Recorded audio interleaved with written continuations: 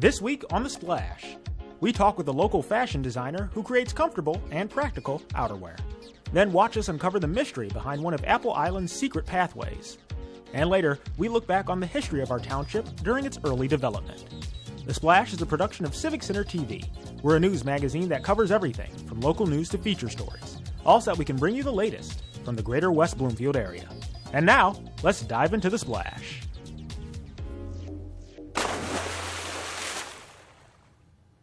Hello and welcome to The Splash. I'm your host, Jonathan Jackson, and as always, it's good to have you with us. One of the perks of experiencing different seasons are the changes in fashion that come along with it. And for this next story, we spoke with a local fashion designer whose business is owned and operated within Sylvan Lake. Here's The Splash's April Edwards with the story. April Edwards for The Splash, here at Sylvan Lake's finest contemporary outerwear shop, speaking with entrepreneur and designer Mila Pershna. Where I'm from, there is no word like fashion or style. And I wanted to be different. I hated to be like everybody else and shop at the same stores.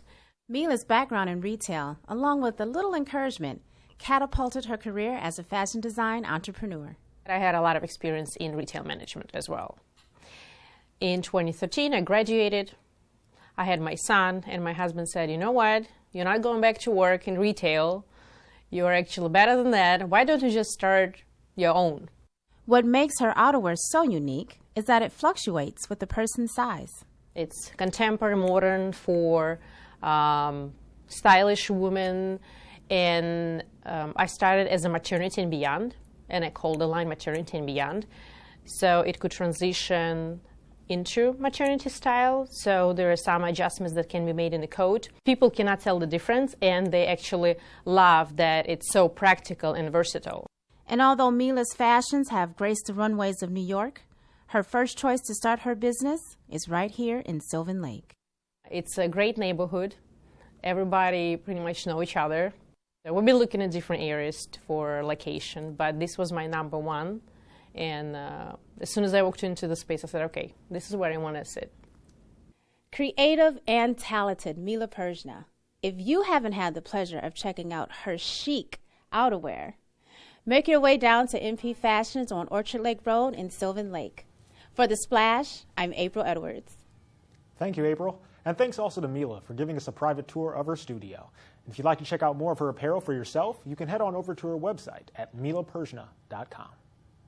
Over the years, there have been many stories that have come out of Apple Island on Orchard Lake, but the tale of the Ghost Walk has remained a mystery due to its origin and location on the island. So I talked with a former resident and historian, Catherine Kangany, and we set out to discover it for ourselves.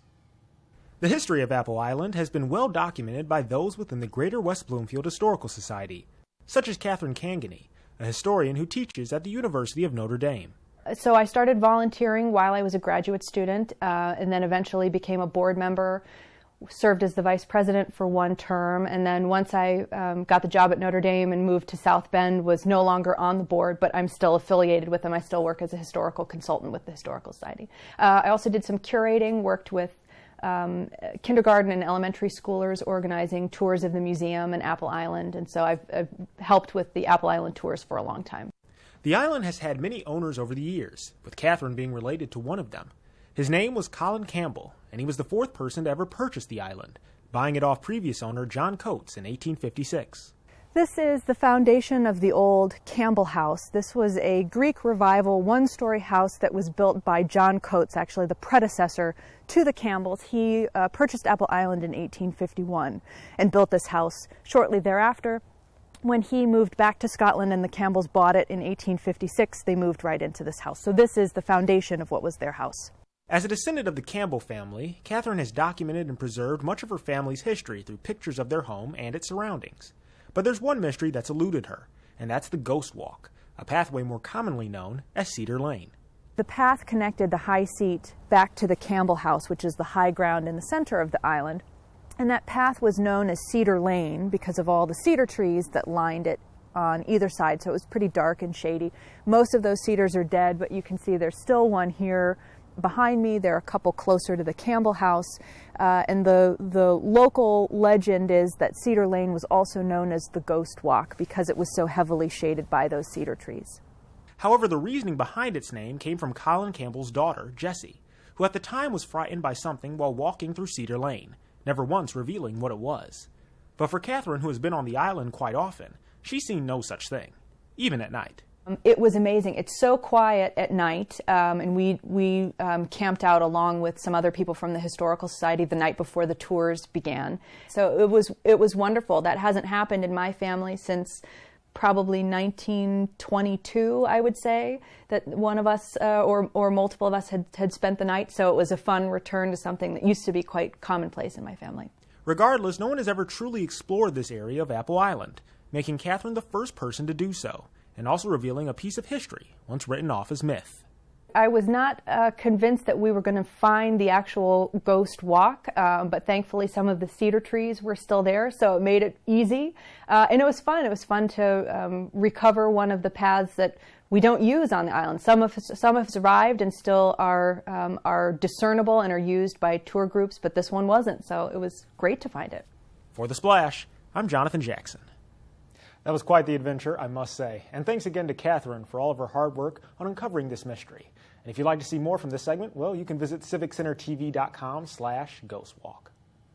Coming up after this, we've got a brand new episode of Sidewalk Talk right on the way, as well as a newest edition of our Civic Center event update. Stay tuned. Don't go away. You're watching The Splash on Civic Center TV. Civic Center TV celebrates our region's natural beauty, proud history, tremendous accomplishments, and more with Another Angle, a series featuring a unique bird's-eye view of our area's landscape. Watch Another Angle on Civic Center TV, television that's close to home. Civic Center TV has gone social. Now it's easier than ever to watch, save, like, and share our videos online. See what's happening in your neighborhood, on the streets, and on the web at civiccentertv.com. Be a part of the conversation and get involved. We would love to hear from you. For links to our social media pages, visit us at our website or find us on Facebook, Twitter, and YouTube. Civic Center TV, television that's close to home. The best way to know when shows debut on Civic Center TV is to become a member. It's absolutely free. We'll send you a regular newsletter with all the latest updates. Just go to civiccentertv.com and click the Members tab. Civic Center TV, television that's close to home. And now, back to The Splash on Civic Center TV. Welcome back to The Splash. I'm your host, Jonathan Jackson. The township of West Bloomfield has gone through a lot over the years, from its early days as a rural farmland into the bustling community that it is today. So in partnership with the Greater West Bloomfield Historical Society, we decided to take a look back on its early development in this segment that we're calling What Life Was Like in West Bloomfield in 1938.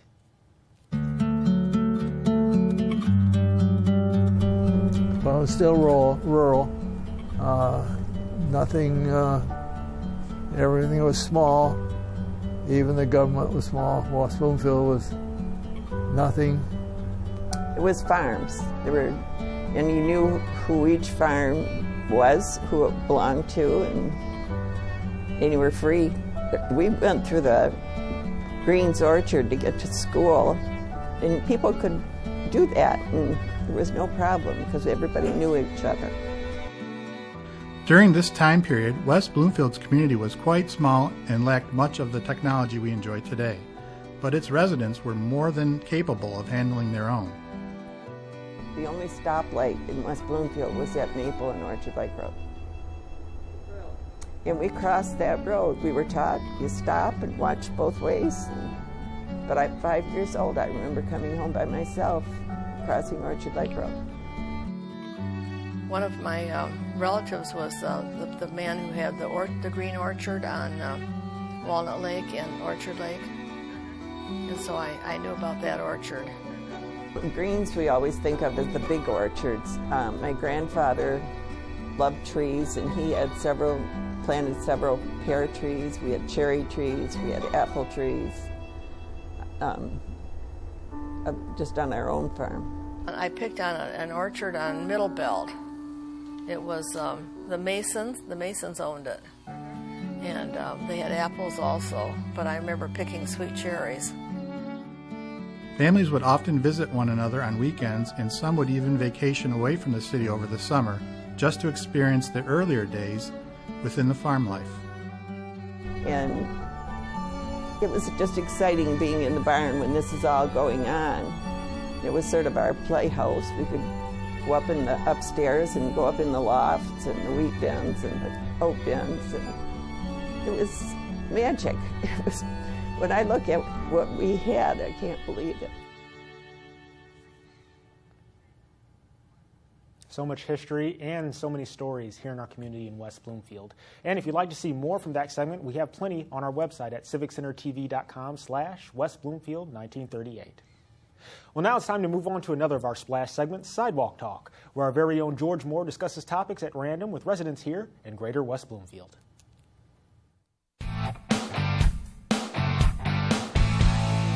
Hi, George Moore for Civic Center TV.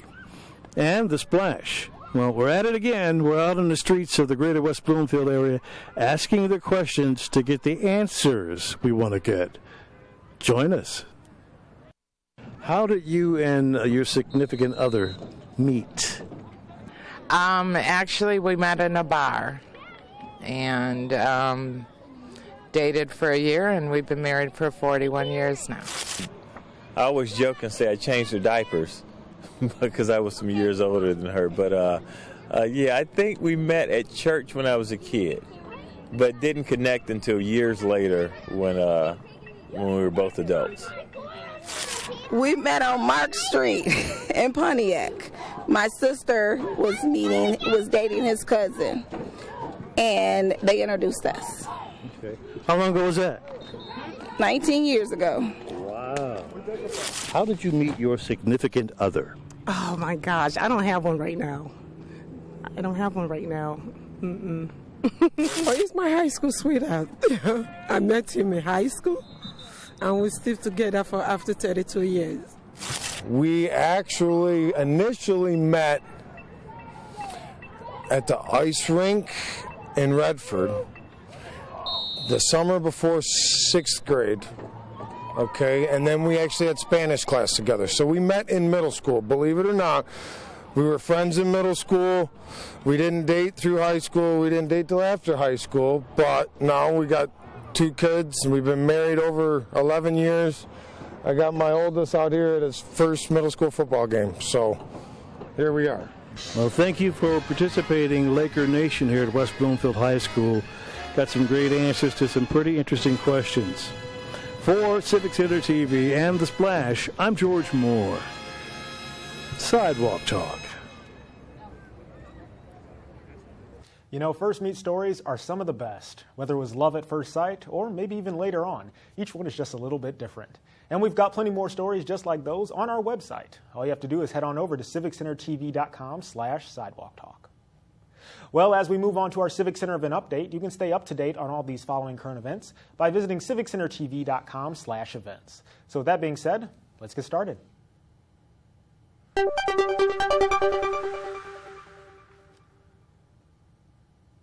Our first event is on Plarn, which for those who don't know is the art of crocheting plastic bags into mats for the homeless. And if that's piqued your interest, well, you can come check it out for yourself at the Plarn Circle Gathering at the Recreation Activity Center on Wednesday, November 16th from 4 until 6 p.m. Or for more information, call West Bloomfield Township at 248-451-4800. Come and enjoy a selection of the Koresh Dance Company favorites throughout their 25-year history, including interpretations of compositions by Bach, Beethoven, and Ravel. Also included is the newly commissioned 23 Deconstructing Mozart, a collaborative initiative driven by Koresh and multimedia artist Paul Biller, a.k.a. DJ Spooky. Watch as the dancers move through this stunning allegro with stunning athleticism and compelling choreography. The tickets start at just $33, and it all takes place at the Berman Center on Wednesday, November 16th at 7:30 p.m. The DIA Studio offers a wide range of activities to bring out the inner artist in everyone. No prior art-making experience is required. Just simply bring a desire to express yourself, and they'll help you take it from there. On Thursday, November 17th, you can meet at the West Bloomfield Recreation Activity Center by noon for a round-trip bus ride to the DIA Studio and make some note cards. Also, home pickups and returns can be arranged by calling 284-706-2411. The book review series returns with Dr. Steve Berman, visiting the West Bloomfield Library on Friday, November 18th at 10 a.m., and he's going to lead a discussion on Dog Stars by Peter Heller. The event runs at no charge and goes until 11:30 for those interested. West Bloomfield Town Hall is celebrating the act of recycling on Friday, November 18th, starting at noon. Everyone in the community is welcome, and all events are free with registration. Also, the winner of the Make a Bird Feeder from Recycled Materials contest, which we announced earlier, and the Toasty Toes charity will be there too, to collect donations of shoes, boots, and socks. To find out more, visit the West Bloomfield Township website. Bring your favorite bottle of wine and a dish to share on Friday, November 18th at 7 p.m. You can socialize with your neighbors at the Sylvan Lake Parks and Recreation Harvest Wine event of 2016, which is held at the Sylvan Lake Community Center. A contest for best wine will take place at the end of the event with a gift certificate to a local restaurant. Plus, there will be a raffle benefiting the Sylvan Lake Parks and Recreation projects. Remember, though, you must be 21 years or older to attend. On Saturday, November 19th at 10 a.m., you can cook your own customized personal pizza at Crispelli's in West Bloomfield, along with your child. Registration is required and costs only $27 for residents and $32 for non-residents. And that fee also covers parent and child registration. And it includes one pizza along with the dessert. Sounds yummy. For more information, go to the West Bloomfield Parks and Rec website or call 248-451-1900. Family STEAM Day at the West Bloomfield Main Library is on Saturday, November 19th from 11 till 3 p.m. There will also be a robot garage, Ann Arbor Hands-On Museum, and Metro Park Mobile Learning Center, coding, and more. No registration is required, so come on by anytime. Part rock concert, part science experiment. The creators of Arc Attack unveil the science behind the spectacle. Members of the group literally walk through lightning and then invite audience members on stage to take part in a Faraday cage dance-off. The event takes place at the Berman Center on Sunday, November 20th at 2 p.m., and tickets start at just $19. You can visit the Berman website for more information. Conductor Bob Bernhardt and Grammy-winning vocalist Mela Daly, along with the Detroit Symphony, present opera's greatest hits on Wednesday, November 23rd from 9:15 a.m. till 2 p.m. The event is for seniors age 50 and above, and tickets are $55 per resident and $65 per non-residents. A bus will depart from the Recreation Activity Center as well for those interested. Plus, home pickups and returns can be arranged by calling 284-706-2411. Delightful Yoga is a general yoga class for seniors and is taught by certified instructors every Wednesday at the Spirit of Grace Church in West Bloomfield. The cost is $7 per class and drop-ins are welcome. The monthly rate is $25 and you must bring your own mat as well. To participate, call the church at 248-682-0770. Bring your family, fun, and sense of creativity to the West Bloomfield Library on November 25th from 11 a.m. till noon, where both kids and parents can have a great time creating fantastic art projects together. The event is free, and for more information, you can go to the library website. Dispose of your expired and or unused prescriptions anonymously. No questions asked all day on Friday, November 25th. This program helps keep us all safer by protecting young people from harmful misuse of prescription drugs and understands the needs of seniors and the environmental implications related to improper disposal of medications. 2 locations are available, one at the West Bloomfield Police Department and the other at the Keego Harbor Police Department. You can find out more at the Oakland County Sheriff's website.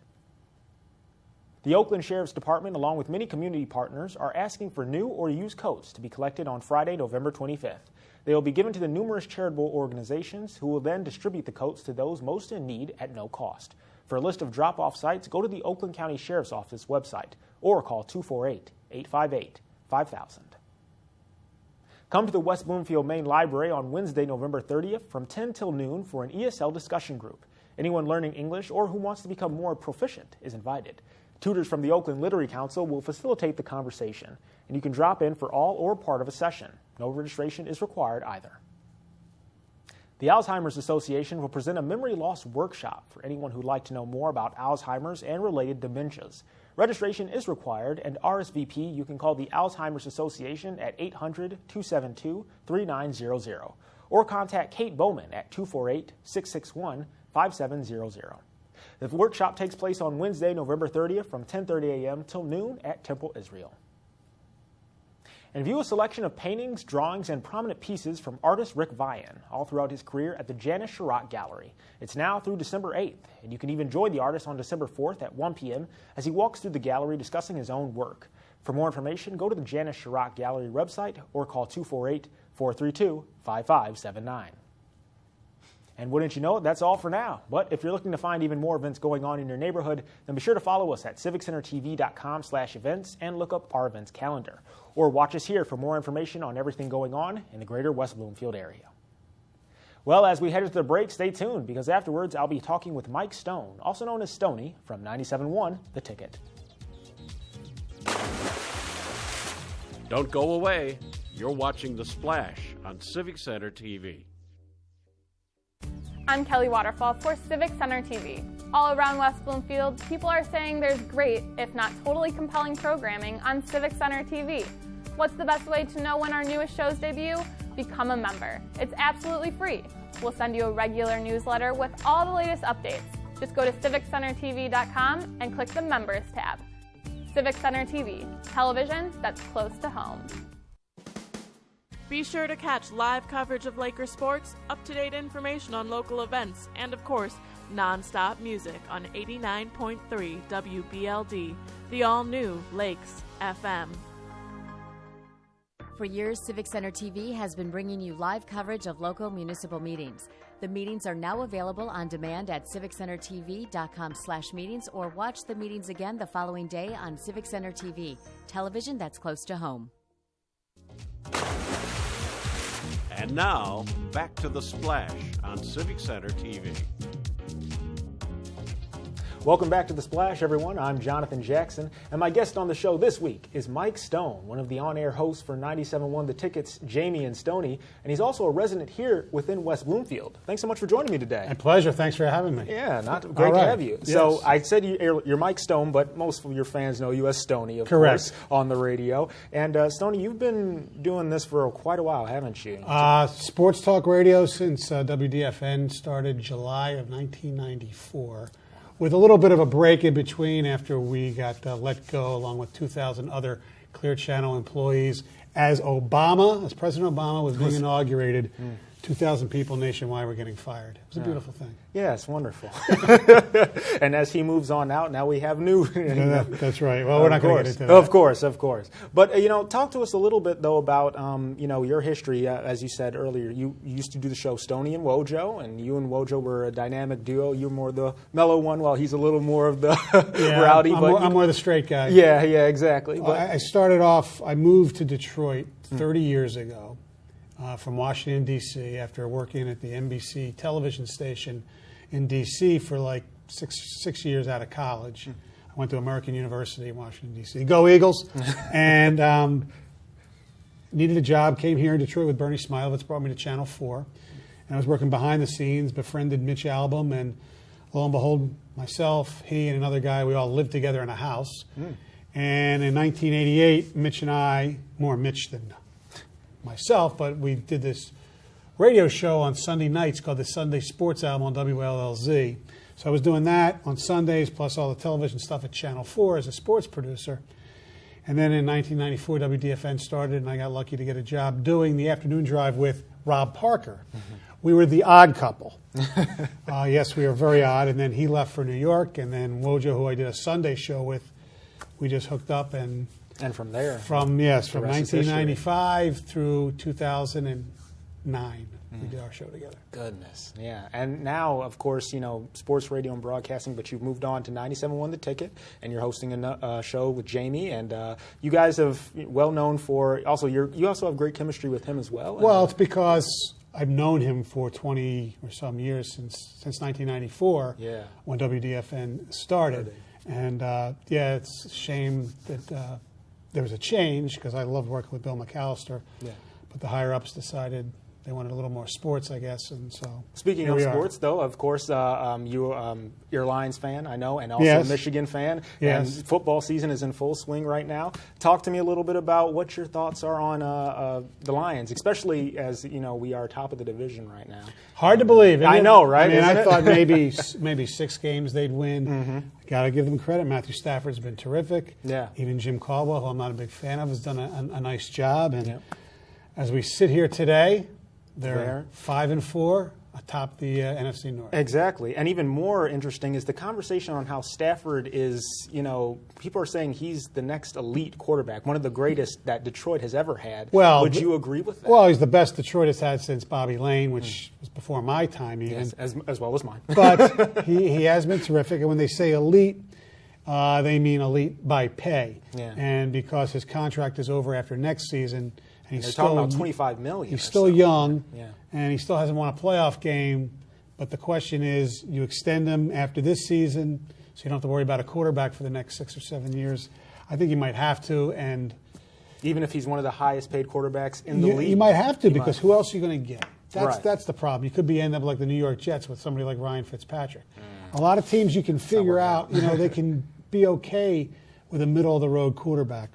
I don't know if that's the case anymore. And I'm not a huge Stafford fan, but you got to give him credit. He's done great this year. Yeah, that's true. Very true. And he's still only 28. Yes, yeah, and he's got some more years on him, unlike Calvin, who unfortunately left us. But he's using more of his options, and he's got many wide receivers that we've noticed have really stepped up their game. And defensive-wise, though, I wonder, what are your thoughts on that? The Lions have struggled with that, as well as, many players have been injured, of right, course. that's the big key, Jonathan, especially, now they got Haloti Ngata back, which helps. Ziggy Ansah was out for a while. Hopefully he can get back to being the Ziggy that we all know and love. Their linebackers are still not very good.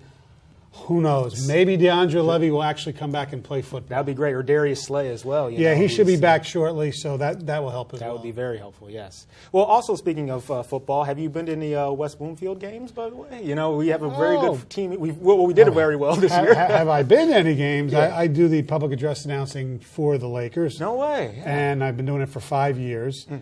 And they made it to the state tournament, barely this year. Yeah, it's right by the skin of their teeth, unfortunately, but they hung in there. But they won their first round. That's right. And then they Southfield AT&T, correct? Yeah. No, they lost to Southfield. Oh, lost. Okay, I'm trying to remember which one. Who did we beat in the first? Oh, Bloomfield. That's right. We beat Bloomfield Hills and got our clocks cleaned by Southfield, who got their clocks cleaned the following week. That's right. By Utica Eisenhower, I believe. So this wasn't one of their best years, but still, that shows you how far this program under Ron Bellamy is. It's gone. His first year, which was my first year doing the games, I think they might have won 3 games, and over the course of time, he's been able to get players to commit to not just playing football, but actually doing pretty well in the classroom, and they've started to have a culture here. Yeah. And you saw Tristan Jackson, who was the quarterback for this team for 3 years, score his first touchdown as a Michigan State Spartan Saturday in the game against Rutgers. So, and you have Mosley, who's starting as a freshman in the defensive backfield at Purdue. Eddie Wilson's at Purdue. And you had a lot of other players who have made Division I scholarships and are playing Division I. So we're really doing a nice job there. Davion Johnson, their running back from this year, he committed to Miami of Ohio. So they're starting to do some good things. He tore up defenses like no other. Yes. It's going to be sad to see him go, but good to see him also continue in his career. So. Exactly, yeah. And talk to us a little bit about your time here in West Bloomfield. You have 2 daughters who actually go to West Bloomfield High School, correct? Yes, they are juniors, Marissa and Jessica. And Marissa has done she did some cross country. She's on the cross country team, and she did a little soccer as well. Jessica is an equestrian. She was on the equestrian team her first year, but she's advanced enough where she does stuff on her own, and she's very accomplished, and we're very proud of her. We love it at West Bloomfield. The diversity of the school, I think, really sets up kids for what the real world is like. Exactly. It's got everybody from every ethnic background, and that's good. And the education is still second to none. All right. Well, Stoney, thank you again for joining me. We're glad you came by, and glad to have, of course, another great resident of West Bloomfield. Thank you very much, Jonathan. Appreciate it. All right, everyone. Once again, Mike Stone on 97.1 The Ticket. Remember, you can listen to him from 6 to 10 in the morning, along with his co-host, Jamie, and they're a real treat, guys. If you haven't already, check them out. All right, everyone. Well, it's time now for another of our recurring segments called The Biz, where our very own reporter, Katie Wozniak, talks with local businesses here within our community. And this week, she's at Water Pure and Simple in Keego Harbor.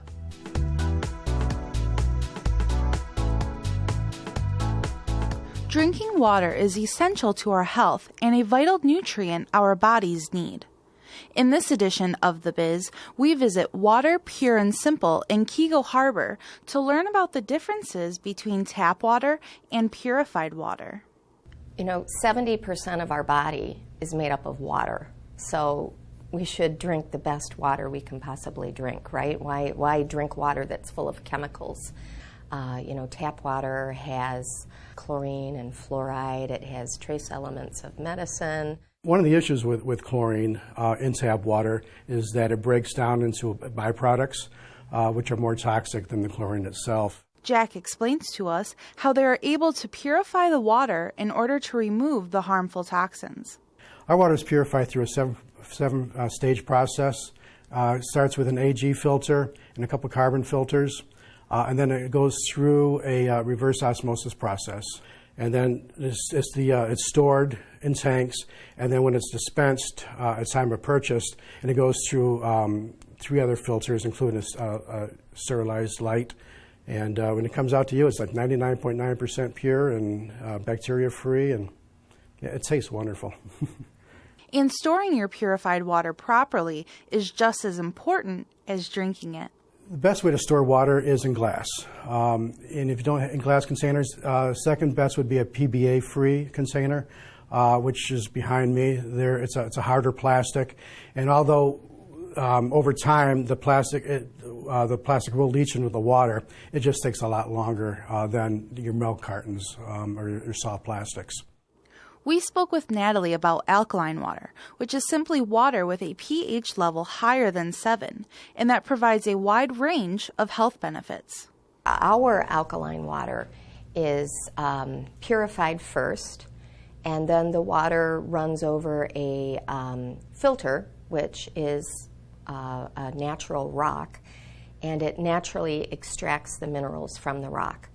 So those minerals are absorbed in, you drink the water, it's absorbed into your bloodstream, into your tissues, and it kind of neutralizes the pH in your body. And we all tend to have too much acid in our body, and we get acid from drinking coffee, drinking alcohol, junk food, pop, all of that. Drinking water has many benefits, and being aware of what we are putting into our bodies is also important. Being informed is the first step to staying healthy. So if you're interested in learning more about the purity of your water or what's in your tap water, there's a website called ewg.org, and you can type in your zip code. It brings up the area where your water comes from and what's in your water and the condition of the water and the harmful chemicals that are in it and the level of those chemicals. So ewg.org. Drink healthy water. As Natalie stated, our bodies are 70% water. Understanding what we are consuming is important when being mindful of our health. For Civic Center TV, I'm Katie Wozniak. Thanks, Katie. Watching that made me a little thirsty, to be honest. Hold on one sec. Quite good. But if you'd like to refresh yourself with even more episodes of The Biz, then you can visit civiccentertv.com/thebiz. Well, now let's turn to our other segment here on the show, our Person of the Week, where we acknowledge an individual within the community who is either helping or inspiring others. And this week's recipient is Catherine Chico, the founder of West Bloomfield and Kego Harbor's Blessings in a Backpack.